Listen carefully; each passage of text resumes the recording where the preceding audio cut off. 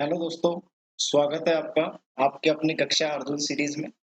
और मैं प्रवीण आपका हार्दिक अभिनंदन करता हूं प्लस माइनस के इस यूट्यूब चैनल पर।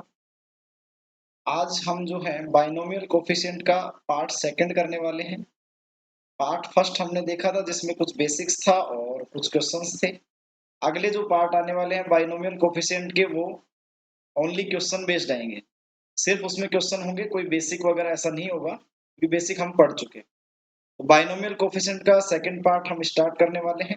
देखिए क्या है पहला हमारा क्वेश्चन। तो उससे पहले वही आपको रटी रटाई बातें हैं एक तरह से, कि लाइक आपकी मर्जी से करना है, क्योंकि आपको पसंद आए तो ही लाइक करना है। सब्सक्राइब आपको किस लिए करना है? नोटिफिकेशंस के लिए। और आपको फ्रेंड्स के साथ में क्या करना है? इसको शेयर करना है। ओके दोस्तों, आगे बढ़ते हैं।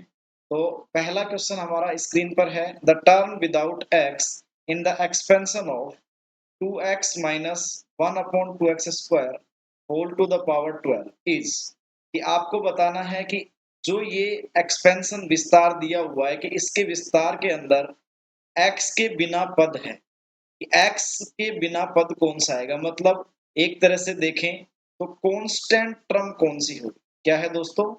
x के बिना जो पद होगा वो जो होगी आपकी कौन सी टर्म होगी? कांस्टेंट टर्म होगी, यानी अचर पद होगा। कैसा पद होगा? अचर पद। दोस्तों इसके लिए क्या करना है? आपको एक फॉर्मूला मैं आपको बताता हूँ, उसको फॉलो करना है। कौन सा फॉर्मूला है?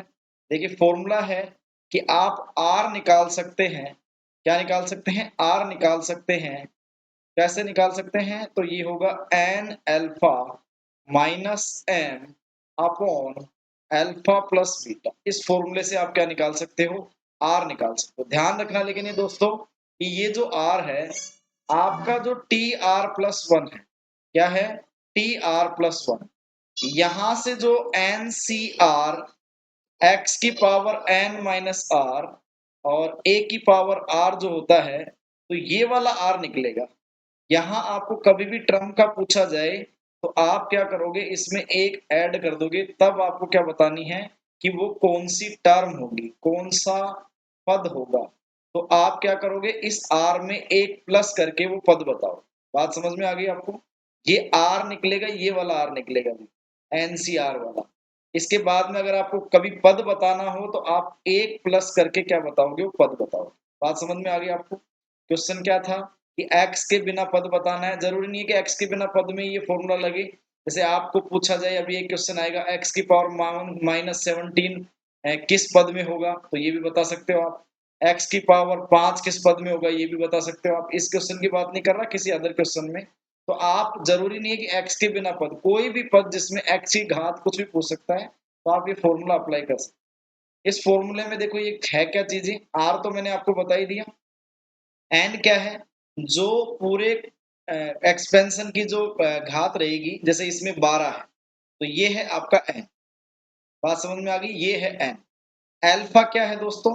तो अल्फा देखो यहाँ दो टर्म है, यहाँ पे 2x है और एक 1 अपॉन 2x स्क्वायर है। यहाँ ऊपर वाले की जो टर्म होगी, यहाँ जो घात होगी ये अल्फा होगी। ये क्या होगी? अल्फा। यहाँ नीचे वाले की जो घात होगी वो होगी बीटा। और यहाँ m क्या होगा? m होगा जो टर्म पूछी है। जैसे x के बिना पद पूछा है तो मतलब वहां x की घात कितनी होगी? जीरो। तो m कितना हो जाएगा? जीरो हो जाएगा। यहाँ m कितना हो जाएगा? 5 हो जाएगा।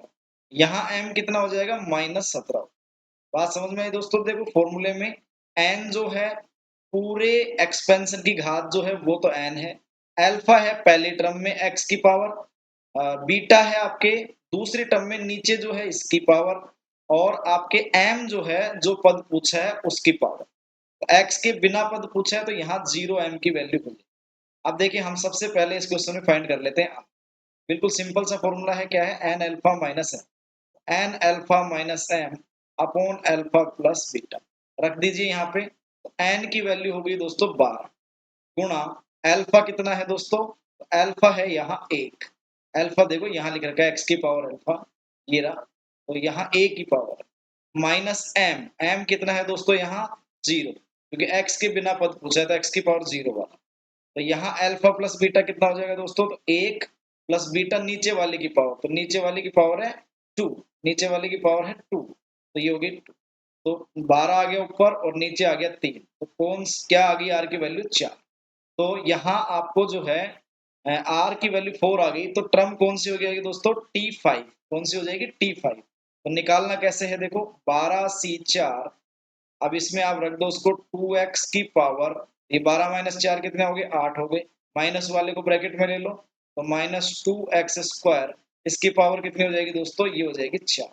अब इसको सोल्व कर लो आप, तो इसमें देखो x की पावर 8 है, यहाँ x की पावर 8 है, तो x की पावर 8 तो कैंसिल हो जानी है, यहाँ भी दिख रहा है कि x की पावर तो आनी नहीं है, तो यहाँ x की पावर तो कैंसिल हो जाएगी, 2 की पावर देखो 8 है यहाँ, और यहाँ 2 की पावर 4 बनेगी, तो 2 की पावर 4 बचेगी आपके पास में, तो ये हो गया 12 गुणा 11 गुणा 10 गुणा 9, यहाँ तक आ गया, 4 गुणा 3 गुणा 2 गुणा 1, ये बच गया, और 2 की पावर बच गई दोस्तों 4।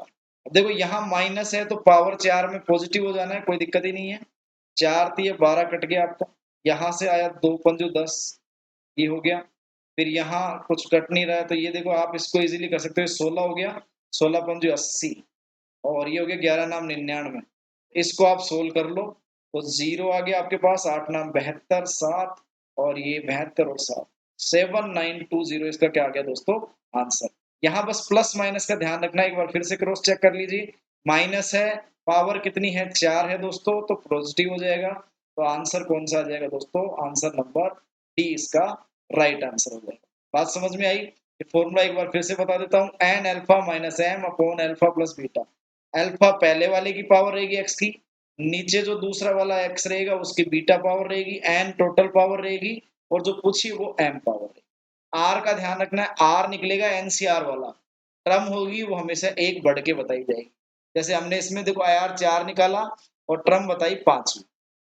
ठीक है दोस्तों, ये कैलकुलेशन वर्क के लिए जगह है। अगला क्वेश्चन कह रहा है, if in the expression of 1 plus x की पावर 20, यदि व्यंजक 1 प्लस एक्स की पावर 20 में आर्थ यानी आरवा पद और आर प्लस 4 यानी आर प्लस 4वां पद के गुणांक बराबर, ओनली गुणांक बराबर भी कोफिशिएंट बराबर है, तो आर कितना होगा, आर कितना होगा, देखो दोस्तों यहाँ पे कह रहा है कि जो टी आर है वो किसके इक्वल है दोस्तों, ये इक्वल है टी आर प्लस 4।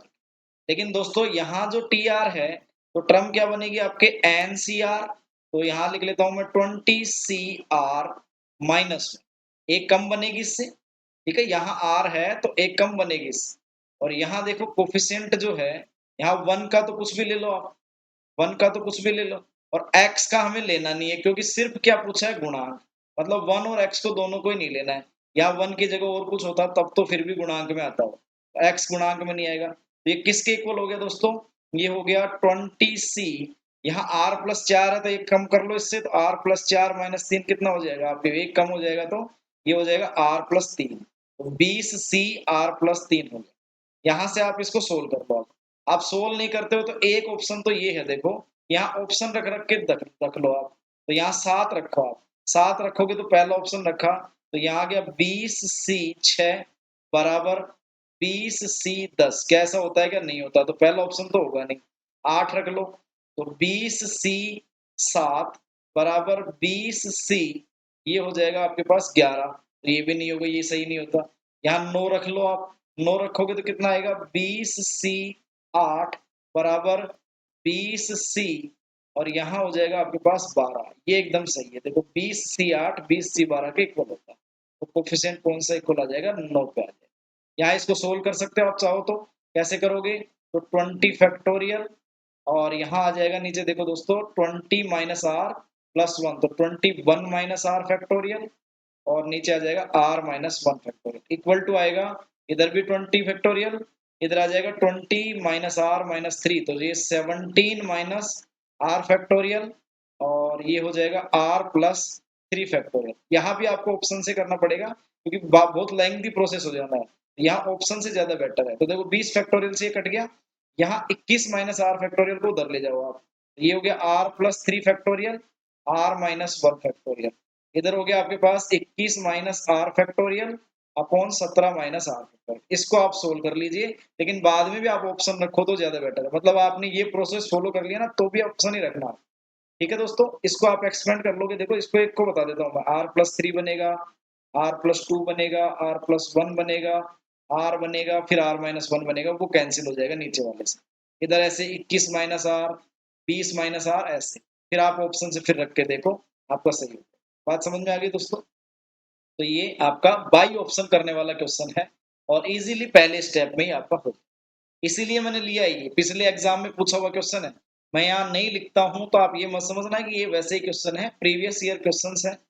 इसके बाद में अगले वीडियो या लेक्चर में मैं पीपीटी में लिखने लग जाऊंगा भाई, अगर आपको लिखना हो, लिखा हुआ चाहिए तो ना। अगला देखो, अगला जो है ये फिर से आगे वैसा ही क्वेश्चन, लेकिन इसमें क्या है कि वो पद पूछा है, कह रहा है if rth term in the expansion. बहुत अच्छा क्वेश्चन है, अभी आपको लगेगा बहुत सिंपल है क्योंकि अभी कर लिया, लेकिन बहुत अच्छा क्वेश्चन है। क्या पूछा है देखो, if rth term in the expansion, आप करके देख लीजिए, गलती कर सकते हो आप, है ना, और हो सकता है आप सही करो, लेकिन गलती के चांसेस ज्यादा रहते हैं। देखो, if rth term in the expansion, ये सेम एक्सपेंशन है, अभी देखा था, is without x, then r is equal to, sir r तो हमें निकालना आता है, n alpha minus m upon alpha plus beta. लगाइए सर फटाफट, एन हो गया 12 गुणा अल्फा कितना हो गया दोस्तों 2, माइनस एम वही 0, और बटा में 2 प्लस 1, तो ये हो गया 12 दूनी 24, 24 में 3 का भाग गया तो 8। लेकिन देखो आर पूछा है यहाँ, तो आर का आंसर 8 नहीं आएगा दोस्तों। यहाँ देखो ध्यान से क्या कह रहा है, इफ आर्थ टर्म, मतलब इसका आरवा पद जो है वो एक्स के बिना है, मतलब ये कह रहा है कि जो टी आर है ना वो एक्स के बिना है। देखो जब टी आर प्लस 1 लेते हैं तो मैंने कहा था ये एनसीआर, ये वाला आर निकलता है, तो अगर ये टी आर है तो यहाँ कितना हो जाएगा एनसीआर माइनस 1। तो ये अब निकला क्या है दोस्तों, ये एक्चुअल में ये आर ना निकल के आप दूसरा कुछ कंसिडर करके ये आर माइनस 1 निकला है। क्या निकला है, आर माइनस 1 इस क्वेश्चन के अकॉर्डिंग। तो आर माइनस 1 बराबर कितना आएगा, आर। आर की वैल्यू कितनी हो जाएगी दोस्तों, 9। मतलब ये क्वेश्चन गलती करवाने के लिए जैसे होता है, और ऐसे ही क्वेश्चन जो है कंपटीशन में पूछे जाते हैं आप, जो जल्दबाजी में गलती करते हैं, तो आंसर कितना आ जाएगा दोस्तों, 9 आ जाएगा। बात समझ में आई आपको? ध्यान से सुनना, टी आर प्लस 1 था तब ये एनसीआर होता है, यहाँ पे ये आर निकलता है, ये तो मैं बता चुका हूँ अभी। लेकिन इसने पूछा कि आर्थ टर्म ही जो है वो एक्स के बिना है, तो मतलब टी आर है जो एक्स के बिना है, तो यहाँ आर माइनस 1 आएगा, आर माइनस 1 इसमें निकल जाएगा, आर माइनस 1 निकलेगा। इससे आपको क्या करना है, आर की वैल्यू निकालनी है जो आपकी 9। ठीक है दोस्तों, बहुत अच्छा क्वेश्चन था ये, देखिए बहुत शानदार क्वेश्चन है। इसी एक क्वेश्चन से 3 क्वेश्चन बनने वाले हैं आपके, और वो कैसे कैसे बनेंगे मैं आपको बताता हूँ। देखो, कह रहा है यदि x प्लस ए की पावर n के विस्तार में a और b क्रमशः विषम और सम पदों का योग है। पहले तो इस चीज को समझिए, विषम और सम पदों का योग, जैसे आपके जो है एक्सपेंशन है उसमें एन सी 0 आता है, फिर आपके ये मैं वो वाली चीजें नहीं लिख रहा भी, है ना, तो एन सी 1 आता है, एन सी 2 आता है। तो इसमें देखो ये वाले पद तो हो गए विषम, ये वाले पद कैसे हो गए विषम, ये 1 नंबर पे है, 3 नंबर पे है, ऐसे एन सी 3 है तो एन सी 4 हो गया, ये 5 नंबर पे हो गया, तो ये विषम पदों का योग। फिर ये हो गए संपद, मतलब 2 नंबर पे है, 4 नंबर पे है, इनका योग। तो इन वाले का 1 3 5 वाले का योग तो कितना दे रखा है दोस्तों, ए दे रखा है, और जो 2 4 6 वाले हैं उसका योग दे रखा है बी। बात समझ में आई? और ये हमने कल देखा था कि जब हम x प्लस ए की पावर n, ध्यान से सुनना, कल हमने देखा था कि जब हम इन दोनों को ऐड करते हैं तो हमारे पास ये 1 3 5 वाले बचते हैं, और माइनस करते हैं तो हमारे पास 2 4 6 वाले बचते हैं। ये देखा था ना हमने। तो ये देखो यहाँ क्या करना है, यहाँ ये कह रहा है कि इस क्वेश्चन में x प्लस ए की पावर n के विस्तार में a और b क्रम से विषम और समपदों का योग है, तो ये तो मैंने देख लिया। तो कह रहा है कि इसमें बताइए ये किसके बराबर होगा, ये जो 2 की 2 है ना भी, यहाँ पावर ध्यान रखना, n पावर नहीं है, 2n पावर है। तो क्या करना है आपको दोस्तों, इसमें बहुत सिंपल सा कंसेप्ट है। सबसे पहले आप x प्लस ए की पावर n लिखिए, वो तो हो जाएगा दोस्तों a प्लस बी, कितना हो जाएगा a प्लस बी। आपका x प्लस ए की पावर n तो ये पूरा है ना, ये पूरा है, तो इसमें आधे पदों का योग तो a है और दूसरे आधे पदों का योग b है। ठीक है, तो इसमें क्या हो जाएगा, a प्लस बी जो है टोटल हो जाएगा। यहाँ x माइनस ए की पावर n भी निकाल लो, क्योंकि देखो यहाँ जरूरत पड़ेगी आपके। वो हो जाएगा कितना आपके a माइनस बी, क्योंकि इसमें एक पद प्लस का आता है, एक पद माइनस का आता है, एक पद प्लस का आता है, फिर एक पद माइनस का आता है, ऐसे ही होता है। तो इसमें a माइनस बी आ जाएगा। अब क्या करना है आपको, इन दोनों जो व्यंजक हैं इनको क्या करना है, स्क्वायर करना है दोनों को। पहले तो क्या करना है, स्क्वायर करना है, तो स्क्वायर करोगे तो 2n हो जाएगा, फिर इन दोनों को ऐड सब्ट्रैक्ट करना है क्वेश्चन के अकॉर्डिंग। तो क्वेश्चन के अकॉर्डिंग हम सब्ट्रैक्ट भी कर रहे हैं अभी। तो इसको भी कर दो आप स्क्वायर। देखिए पहले वाले को स्क्वायर किया 2n हो गई पावर, दूसरे फिर माइनस लगाया, ये क्वेश्चन के अकॉर्डिंग कर रहे हैं अभी। तो यहाँ इस साइड में भी करो आप, a प्लस बी का क्या करोगे, स्क्वायर करोगे और बीच में क्या करना है, माइनस करना है, और ये इसका आंसर आ जाएगा। बस सिंपल सा था कि x प्लस ए की पावर n लिखो, फिर x माइनस ए की पावर n लिखो, और फिर स्क्वायर करके और सब्ट्रैक्ट कर दो। तो कितना हो जाएगा, a square plus B square plus 2ab minus a square minus b square plus 2ab, ये हो जाएगा 20। ये दोनों कट गए आपके, तो कितना बच गया दोस्तों, 4ab आपका आंसर है। 4ab आपका आंसर। बात समझ में आई? अगर आपको कल समझ में आया होगा लेक्चर, तो ये क्वेश्चन आराम से इजीली समझ में। क्या करना है, सिर्फ क्वेश्चन की डिमांड के अकॉर्डिंग पहले स्क्वायर करना है, x प्लस ए बी निकालना है, x माइनस ए बी निकालना है, उसका स्क्वायर करना है और दोनों को सब्ट्रैक्ट करना है, और आंसर आपका इजीली आ जाएगा। इसमें दो क्वेश्चन और कैसे बन सकते हैं, तो वो देखिए। वो ऐसे क्वेश्चन है, देखो दोस्तों, अगर आपसे पूछा जाए कि बताइए x square minus a square की पावर n कितना होगा, ये कितना होगा, ये दूसरा नंबर क्वेश्चन बन गया आपके कि ये कितना होगा। तो दोस्तों अभी देखो क्या आया था, x प्लस ए की पावर n बराबर आया था a प्लस बी, और x माइनस ए की पावर n बराबर आया था a माइनस बी, यही आया था ना। तो मैं इन दोनों को मल्टीप्लाई कर लेता हूँ, एक को दो से गुणा कर लेता हूँ। तो गुणा करोगे तो कितना हो जाएगा, देखो गुणा करोगे तो ये हो जाएगा x square minus a square की पावर n, ऐसे हो जाएगा।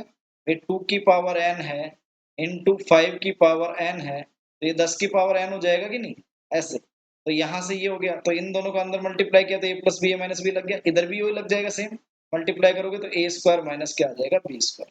तो ये एक क्वेश्चन बन गया, डायरेक्ट रिजल्ट याद रख सकते हैं।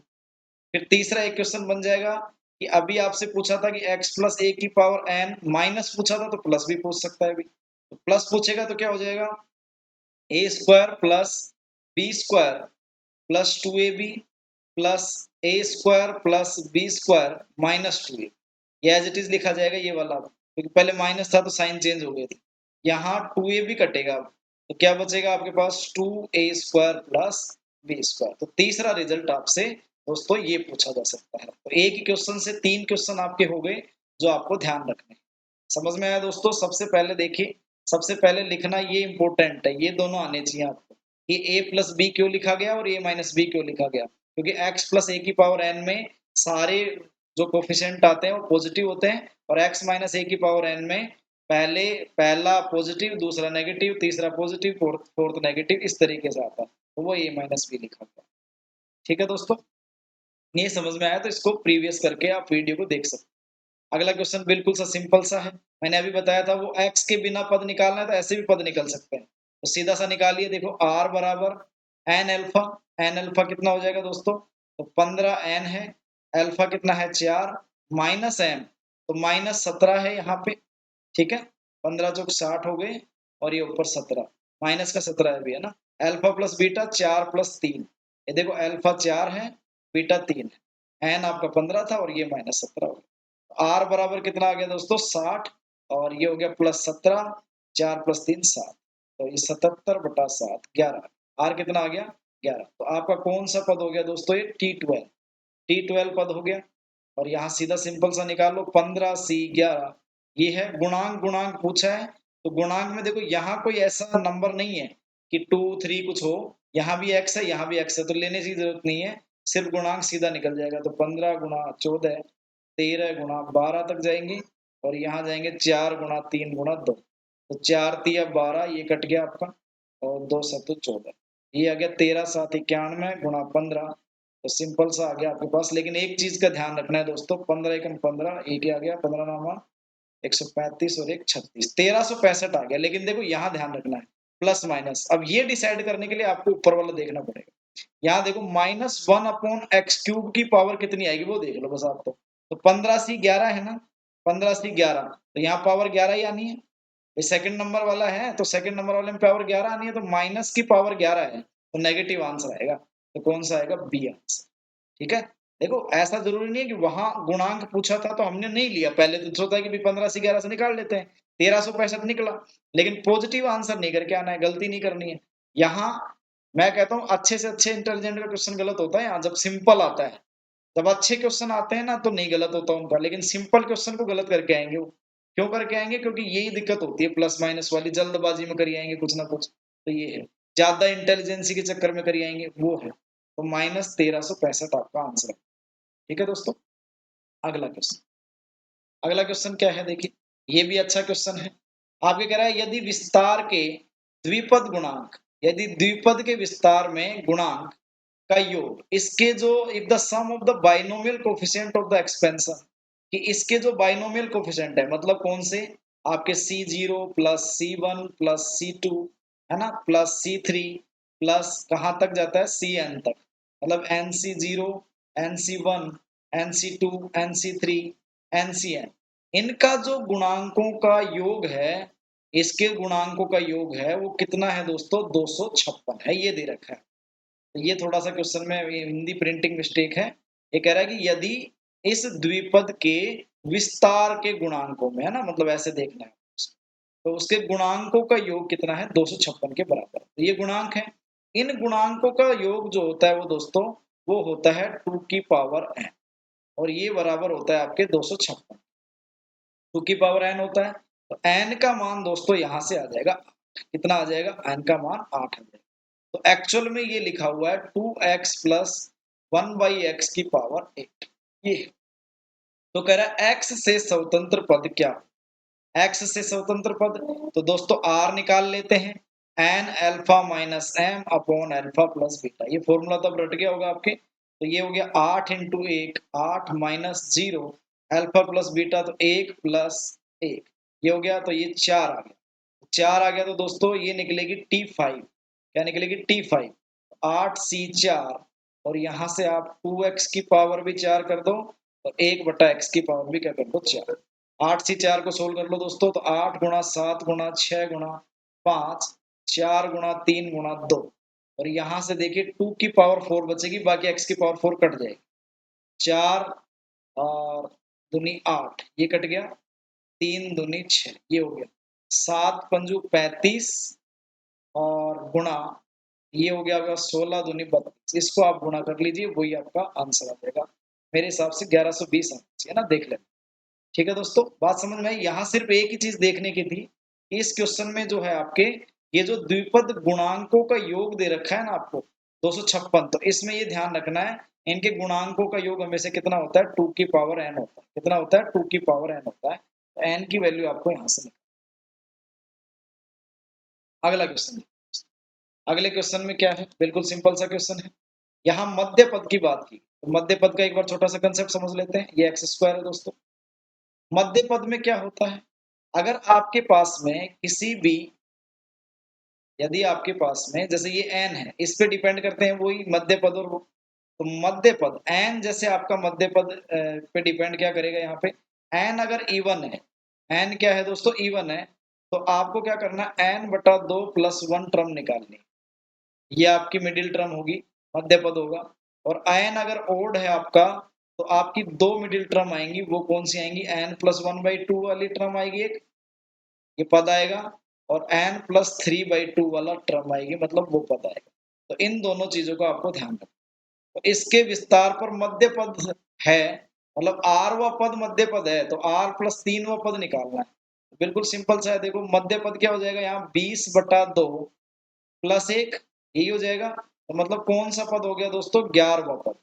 तो ये यहाँ तक का सॉल्यूशन हो गया आपके, कि कह रहा है कि r पद मध्य पद है, तो 11वां पद मध्य पद है, तो r की वैल्यू कितनी होगी, 11। यहाँ अगले क्वेश्चन में पूछा है कि भाई r + 3, तो कौन सा पद पूछा है इससे, 14वां पद पूछा है। तो 14वां पद कितना होगा, देखो यहाँ से आप देखो 20C14 हो जाएगा दोस्तों।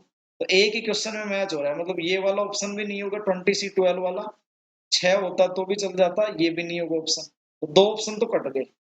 यहाँ से अब क्या आएगा आपके, देखो इनटू x² की पावर, ये हो गई दोस्तों 6, इनटू -1/2x की पावर हो गई दोस्तों 14, ये हो गई। तो यहाँ से देखिए आप x की पावर 12 आ गई, और ये x की पावर 14 आ गई, तो नीचे बचेगा देखो 20C14 इनटू, नीचे बचेगी x की पावर 2, और माइनस बचेगा क्या, माइनस नहीं बचेगा, पॉजिटिव हो जाएगा।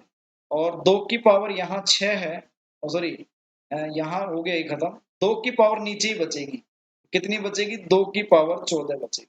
ये देखिए ये बच रहा है, तो ऐसा कुछ है क्या, नहीं है। यहाँ x लिखा हुआ है तो आंसर कौन सा हो जाएगा, डी, नन ऑफ दीज। क्या हो जाएगा, नन ऑफ दीज। बात समझ में आई दोस्तों। यहाँ कुछ नहीं था, यहाँ सबसे पहले बस एक मध्य पद का कंसेप्ट समझ में आना चाहिए आपको, वो आपका कंसेप्ट। कल वाली क्लास में हम जो है DSSB के जो 2018 में जो क्वेश्चंस पूछे गए थे वो डिस्कस करने वाले हैं। कल की क्लास बहुत इंपॉर्टेंट रहेगी, उसमें प्रीवियस ईयर क्वेश्चंस, दोस्तों प्रीवियस ईयर क्वेश्चंस भी होते हैं और कंसेप्ट को क्लियर करने वाले क्वेश्चंस भी होते हैं इस क्लास में। आप लोग जो है अपना रिवीजन करने के लिए भी इस क्लास से बने रह सकते हैं। आप सीख रहे हो शुरुआत में तो वो तो बहुत अच्छी बात है, वो तो कंसेप्ट प्लस क्वेश्चन दोनों हो रहे हैं, लेकिन आप रिवीजन कर रहे हो तो भी आप इस चीज को ध्यान रखो, सुनी हुई बातें बहुत याद रहती। कह रहा है कि वही x माइनस 1/x की पावर 10 के में विस्तार में स्थिर पद कौन सा है। स्थिर पद मतलब कौन सा, मतलब अचर पद। स्थिर पद का मतलब अचर पद, ये स्थिर वही आपका कांस्टेंट की वजह से स्थिर आ गया। तो आपको इसमें सिंपल सा है, वो क्या करना है, वही आप निकाल लोगे ना, मैं इसको छोड़ रहा हूँ आपके लिए। तो ये आप होमवर्क के लिए आप इसका आंसर बताइए क्या है ना। तो ये आप हो जाएगा आपसे। ये देखिए बहुत अच्छा क्वेश्चन है, इसको हम देखते हैं। वही एक्स का स्वतंत्र पद पूछा है आपसे, तो सिंपल सा है, देखो क्या करना है। यहाँ आप पहले देखिए, एक तो तरीका है कि आप इसको सोल्व करो, एक तरीका है कि आप इसको डायरेक्ट पुट कर लो, एन की वैल्यू यहाँ पुट कर दी। तो एन की वैल्यू दोस्तों यहाँ 1 पुट कर लीजिए।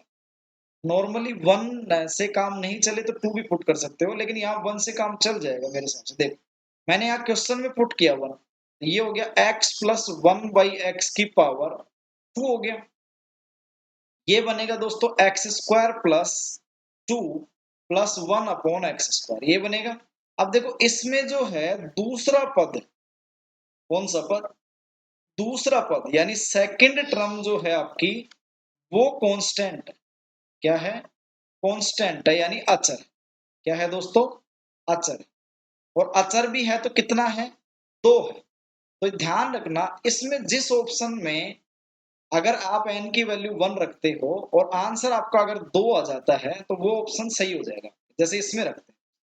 यहाँ ध्यान रखना, ये वाली टर्म में आप वो 1 रखोगे तो आपको बताएगी कि यहाँ से कितने लेने हैं, 1 लेना है, 2 लेना है, 3 लेना है।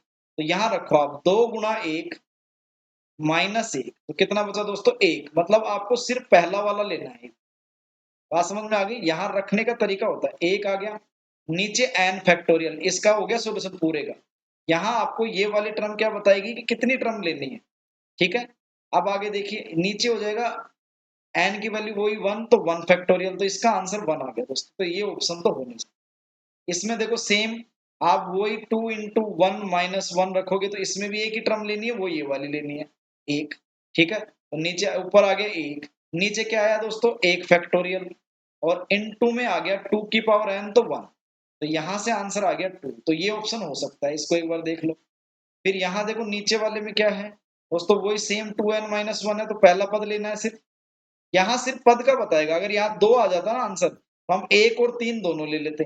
बात समझ में आ गई। तो यहाँ से 1 लिया, नीचे n प्लस 1 फैक्टोरियल, तो ये 2 फैक्टोरियल हो गया इंटू 2 की पावर 1। तो यहाँ से ये 1 आ गया, ये भी नहीं हो सकता ऑप्शन। तो आंसर कौन सा हो जाएगा, नन ऑफ दीज कुछ, है ना। तो आंसर कौन सा हो जाएगा, बी। बात समझ में आई। आपको ऐसे क्वेश्चन में क्या करना है, डायरेक्टली n की वैल्यू पुट करनी है, जिससे आपको समझ में आ जाएगा क्या होना। यहाँ चेक करने का तरीका बता दिया मैंने। ये लास्ट वाला जो टर्म को इंडिकेट करता है ना, लास्ट टर्म को, इसमें आप एन की वैल्यू रखोगे तो ये बताएगा कितनी टर्म लेनी है। बाकी जो एन रहेंगे ना, उसमें आपको एज इट इज एन रखना है। अगला देखो क्वेश्चन, अगला क्वेश्चन है, यदि अभिव्यक्ति, यदि अभिव्यक्ति मतलब यदि व्यंजक, ये क्या है, व्यंजक। यदि व्यंजक 3 प्लस ax की पावर 9 में x² और x³ का गुणांक बराबर है, तो a क्या होगा, x² और x³ का गुणांक बराबर है। तो दोस्तों आप एक बात समझिए कि इसमें जो है आपके जनरल टर्म बनेगी, ये देखो ऐसी बनेगी, 9cr 3 की पावर 9 माइनस r और ax की पावर r। तो आप सोचिए यहाँ x² और x³ का गुणांक है, तो यहाँ सिर्फ x यहाँ है, तो इस r पे डिपेंड करेगा सिर्फ बस, कि r अगर 2 होगा तो x² आ जाएगा गुणांक, और r अगर 3 होगा तो x³ गुणांक आ जाएगा, बाकी कहीं r नहीं है। ठीक है, एक्स नहीं है बाकी कहीं पे भी तो ये दिक्कत नहीं है। तो यहाँ क्या करना है आपको, एक बार तो ले लीजिए आप 9c2, तो ये तो हो जाएगा एक्स स्क्वायर का गुणांक। बिल्कुल देखिए कैसे, तो यहाँ हो जाएगा 3 की पावर तो हो जाएगी दोस्तों 7, और a की पावर हो जाएगी आपके पास में, x नहीं लूंगा मैं, और यहाँ a की पावर हो जाएगी 2। ये एक्स स्क्वायर का गुणांक हो गया, ये लो x लिख दिया मैंने, लेकिन ये लेना नहीं है क्योंकि एक्स स्क्वायर का सिर्फ गुणांक लेना है। हो गई ना एक्स स्क्वायर का गुणांक।